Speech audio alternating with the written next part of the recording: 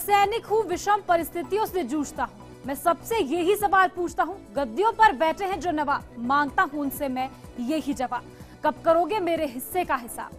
नमस्कार, मैं हूँ आपके साथ पूजा शर्मा। कहते हैं जब एक किस्सा खत्म होता है तो अनगिनत कहानियां शुरू हो जाती हैं। आज की हमारी इस खास पेशकश में बात एक ऐसे ही शहीद की जिसने देश की जमीन को बचाने के लिए अपने प्राणों की आहुति तो दे दी, लेकिन देश आज तक एक जमीन का टुकड़ा भी उसके नाम नहीं कर पाया।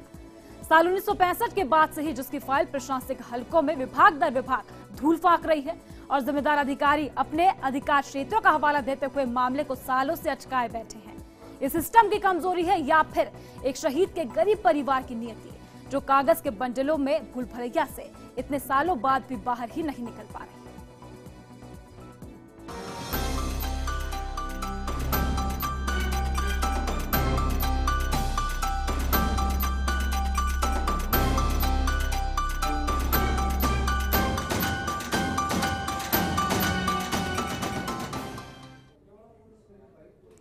1965 में शहीद हुए ग्रेनेडियर मोडाराम के परिवार को 1968 में सरकार द्वारा गंगानगर में 20 बीघा नहरी जमीन का आवंटन किया गया था, लेकिन आवंटन के बाद परिवार को कागजों के ऐसे घालमेल में फंसाया गया कि आज 50 साल बीत जाने के बावजूद भी परिवार को जमीन नहीं मिल पाई है।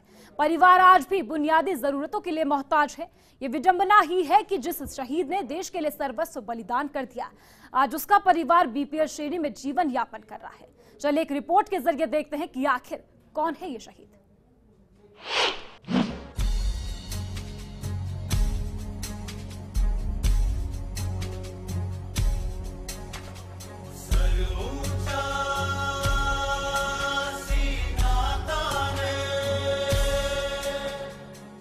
उन्नीस 1965 में भारत पाक युद्ध शुरू होने पर 2 ग्रेनेडियर रेजिमेंट को जम्मू के एक चक्करपाल से पाकिस्तानी फौज का कब्जा हटाने के लिए भेजा गया था।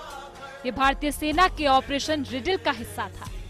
इसके लिए सेना को पाकिस्तानी सेना को कश्मीर में घुसने से रोकने के लिए जम्मू के जरिए पंजाब क्षेत्र से मोर्चा खोलना था।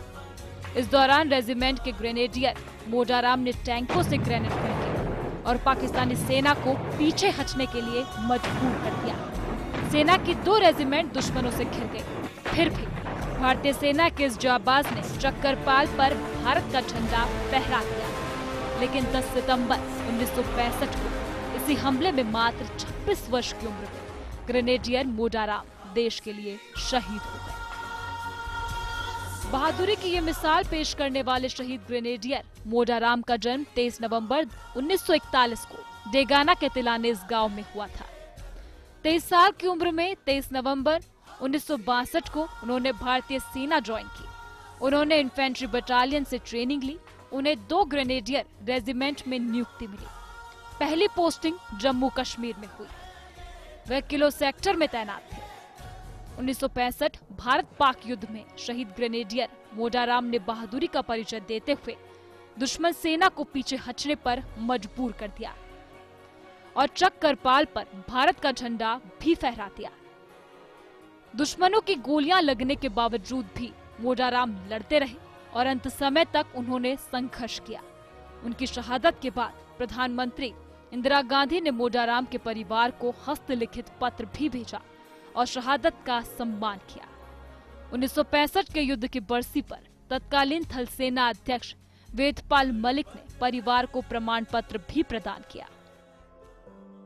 1968 में सरकार द्वारा शहीद के परिवार को गंगानगर में 20 बीघा नहरी जमीन का आवंटन किया गया था, लेकिन आवंटन के बाद परिवार को कागजों में ऐसे घालमेल में फंसाया गया कि आज 50 साल बाद भी परिवार को जमीन नहीं मिली। परिवार आज भी बुनियादी जरूरतों के लिए मोहताज है। ये विडंबना ही है कि जिस शहीद ने देश के लिए सर्वस्व बलिदान किया, आज उसका परिवार बीपीएल श्रेणी में जीवन यापन कर रहा है। Bureau report, first India.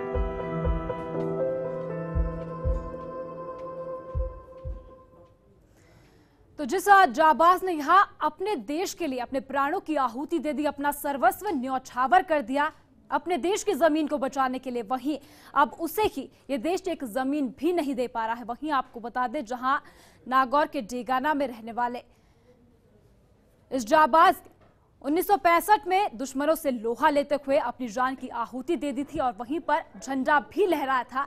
लगातार यहां पर ये लड़ रहे थे दुश्मनों से, आमना सामना यहां पर हो रहा था, लेकिन उसके बावजूद दुश्मन को इन्होंने नेस्तनाबूद किया। और उसके बाद आपको बता दें, चक्करपाल पर भारत का झंडा इन्होंने लहराया, अपना यहां सर्वस्व न्यौछावर कर दिया था। वहीं अभी तक इनके परिवार को जमीन तक मुहैया नहीं।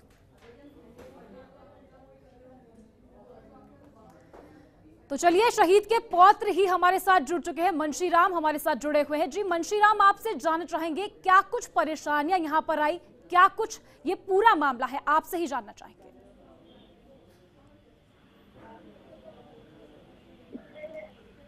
जी मुंशीराम जी, क्या आपके पास आवाज आ रही है, सुन पा रहे हैं? हाँ जी, सुन पा रहा हूं मैं आपको। जानना चाहेंगे क्या कुछ मामला है, क्या कुछ परेशानियां यहां पर आई हैं? 50 सालों से आप परेशान हैं। जी मैडम, 1965 में मेरे दादाजी इंडिया पाकिस्तान की जंग में शहीद हो गए थे और अब तक वो जो भूमि आवंटित होनी थी नहीं हो पाई है। जी, कारण क्या रहा यहाँ पर भूमि आपको आवंटित नहीं हुई? मेरे दादी जी ये देखते देखते खत्म हो गए और अब मेरे पापा जी भी बूढ़े हो चले हैं और उनको बीकानेर जाने पे उनको उनकी फाइल का हवाला दिया जाता है कि जयपुर आपकी फाइल है, और जयपुर से पता चलता है कि वहीं आपको उपनिवेशन बीकानेर के समक्ष जाके अपनी फाइल मंगवानी पड़ेगी। तो फिलहाल कहाँ पर ये मामला अटका हुआ है? फिलहाल तो जयपुर अटका हुआ है। तो आप इस मामले को लेकर किन किन लोगों से मिले, अधिकारियों का क्या कुछ कहना था जिनसे आप इस मामले को लेकर मिले थे? अधिकारी मैडम, अभी तो मुन्नी देवी मीणा है जो उनके द्वारा आदेश प्रसारित किया जाना है, लेकिन उनके द्वारा ये कहकर मेरे पापा जी को वहां से रवाना कर दिया जाता है कि आपको 1968 में भूमि आवंटित हुई थी और आप द्वारा कब्जा 6 महीनों में नहीं लिया गया था जी, इसलिए उस भूमि का आवंटन निरस्त कर दिया गया है और अब कोई ऐसा नियम नहीं है कि आवंटित भूमि जो निरस्त की गई है उसको दोबारा आवंटित कर सके। जी भाई, बीकानेर में यहाँ भूमि देने का मांग भी यहाँ पर उठी थी, इसके लिए भी फाइल पेंटिंग है। लगातार आपके द्वारा यहाँ पर कोशिशें की जा रही है, परेशानी कहाँ पर आ रही है? हमारे द्वारा पूरी कोशिश की जा रही है पर परेशानी का हमें तो पता ही नहीं लग रहा। बीकानेर से जयपुर भेज दिया जाता है और जयपुर से बीकानेर भेज दिया जाता है। हमारे विधानसभा क्षेत्र से जो एमएलए हैं वो भी सहकारिता मंत्री है, उनसे भी कई बार मुलाकात की मेरे पापा जी ने, पर कोई हल अभी तक निकला नहीं है। जी वही मुंशीराम जी, आपसे ये भी यहाँ पर जानना चाहेंगे, जब जमीन आपको श्रीगंगानगर में यहाँ पर अलॉट की गई थी तो फिर ये मामला बीकानेर का कैसे हुआ? उपनिवेशन बीकानेर लगता है, हमें ऐसा बताया गया। जी, और उसके बाद उपनिवेशन विभाग बीकानेर द्वारा ये आवंटित किए जानी है। जी, तो परेशानियां यहाँ पर क्या कुछ आ रही है? इतने समय से बीपीएल परिवार की श्रेणी में आप आ जो चुके आवंटित होने का हमें हवाला दे रहे हैं जी, उस आवंटन से संबंधित हमारे पास उस टाइम कोई सूचना नहीं पहुंची थी। मेरे दादी जी के पास या मेरे पिताजी को ऐसी कोई सूचना प्राप्त नहीं हुई थी जिससे कि हम वहां जाके कब्जा ले सके। जी, लगातार यहाँ पर परेशानियां आ रही है। इतने साल फिलहाल बीत चुके हैं मामले को अटके हुए, इतने सालों में क्या कुछ परेशानियां आपके सामने आई कि बीपीएल परिवार में आपका परिवार शामिल हुआ, श्रेणी में आपका परिवार आया? बीपीएल तो हो गया, चक्कर काटते करते जो थी पूछते नहीं, जमीन भी इसके चक्कर में गंवा दी कि हमें वहाँ जमीन मिलेगी जी, और अभी तक कुछ मिल नहीं पाया और हालत यह है कि हमारा परिवार बीपीएल श्रेणी में आ गया। शुक्रिया मुंशीराम जी, हमें ऐसा जानकारी यहाँ पर देने के लिए, हमसे बात करने के लिए। तो आपको बता दें, नागौर के डेगाना में ये मामला सामने आया जहां मोडाराम जो कि 1965 में शहीद हुए थे। 10 सितंबर 1965 को ये दुश्मनों से लोहा लेते हुए शहीद हुए। कई दुश्मनों को इन्होंने नेस्तनाबूद किया और उसके बावजूद यहाँ देश की जमीन को बचाने के लिए अपने प्राण यहाँ इस जाबाज ने न्यौछावर किए। वहीं देश की ही एक जमीन इसे नहीं मिल पा रही है। आपको बता दें, शहीद होने के बाद इनके परिवार को 20 बीघा जमीन श्रीगंगानगर के साधु शहर में अलॉट की गई थी। उसके बाद आपको बता दें, पूरा परिवार यहाँ कागजी कार्रवाइयों में उलझा रहा और 6 महीने बीत जाने के बाद जब कागजी कार्रवाई पूरी नहीं हो पाई थी तो ये जमीन किसी और को अलॉट कर दी गई थी। और ये फिलहाल इस मामले को लेकर अधिकारी कहते हुए नजर आ रहे हैं कि ऐसा कोई भी प्रावधान नहीं है कि जब ये जमीन अलॉट श्रीगंगानगर में की गई, आपके द्वारा यहाँ पट्टा जमीन का नहीं लिया गया था और इसके बाद किसी और को ये जमीन दे दी गई, उसे दोबारा बदला नहीं जा सकता। ऐसा कोई भी प्रावधान नहीं है। अधिकारी इस मामले पर ये कहते हुए नजर आते हैं। वहीं परिवार इतने सालों में इतना परेशान हो चुका है, अपनी पुश्तैनी जमीन को भी परिवार गंवा चुका है। आपको बता दें, बीपीएल परिवार की श्रेणी में ये परिवार फिलहाल आ चुका है। रोजी रोटी का संकट इस परिवार पर आ चुका है। अपने देश के लिए सर्वस्व न्यौछावर करने वाले यहाँ शहीद मोडाराम का परिवार पूरी तरह से परेशानियों में डूबा हुआ है।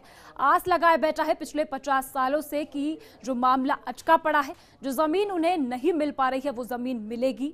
एक बार फिर से यहाँ अच्छे दिन उनके आएंगे। लगातार मांग भी उठती रही है। 50 साल यहाँ पर हो चुके हैं। आपको बता दें, डेगाना विधायक के रूप में अजय सिंह किलक ने भी 2010 में इस मामले को उठाया था। वहीं सरकार आने के बाद मुख्यमंत्री के समक्ष भी इस मामले को रखा गया।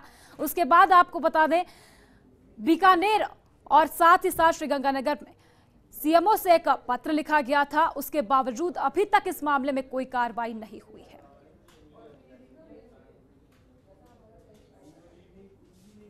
और फिलहाल हमारी इस खास पेशकश में रुकेंगे एक ब्रेक के लिए और ब्रेक के उस पार बात करेंगे कि आखिर क्या कुछ ऐसा कारण यहां पर सामने आया, क्या कुछ परेशानी हो रही है कि ये जमीन इस परिवार को अलॉट नहीं की जा रही। आप देखते रहिए फर्स्ट इंडिया न्यूज़।